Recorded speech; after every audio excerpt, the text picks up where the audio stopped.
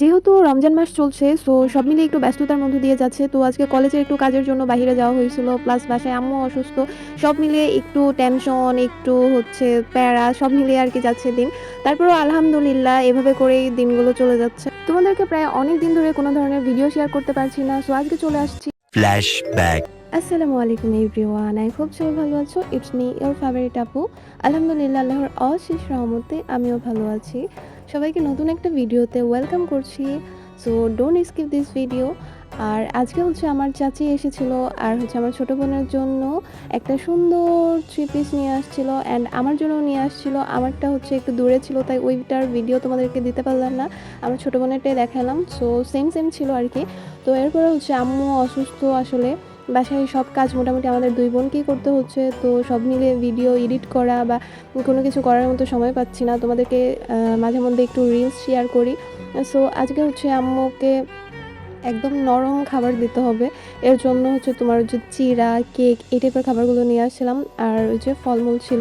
So এটা হচ্ছে আমাদের আজকের ইফতারের আয়োজন ছিল। ওই প্রতিদিনের মতোই হচ্ছে তোমার বুট মুড়ি, দেন যে বেগুনি, তারপর হচ্ছে বুন্দিয়া, ওইসব দিয়ে হচ্ছে আমরা মুড়ি মাখায় খেয়ে নিব। আর হচ্ছে তারপর যে একটু শরবত বানিয়ে নিয়েছিলাম। আর আব্বু যেহেতু এখন ইফতার বাসায় করছে না আব্বুর কাজের জন্য, সো আমরা 3 ভাই বোন, আম্মু আর আমার দাদি, আমরা এই 4 জন মিলেই হচ্ছে বাসায় ইফতার করতে হচ্ছে। আর আম্মু অনেক ভালোই অসুস্থ ছিল। তো তোমরা আম্মুর জন্য দোয়া করবা, আল্লাহর রহমতে এখন অনেকটা সুস্থ আছে। তো এর জন্য হচ্ছে আমরা 2 বোন মিলেই সব কাজ করছিলাম আসলে। তো এই কাজগুলো আম্মুই সব কিছু মোটামুটি করে ফেলে, কিন্তু বাসার মধ্যে মা অসুস্থ থাকলে আসলে বোঝা যায় যে আম্মু একা হাতে কত কিছু সামলায়। তো যাই হোক, কোনো ব্যাপার না। আম্মুকে বলছিলাম তুমি রেস্ট করো, আমরা 2 বোন আছি যেহেতু ইনশাআল্লাহ আমরা 2 জন পারবো। সো আমরাই মানে এগুলা করতেছিলাম।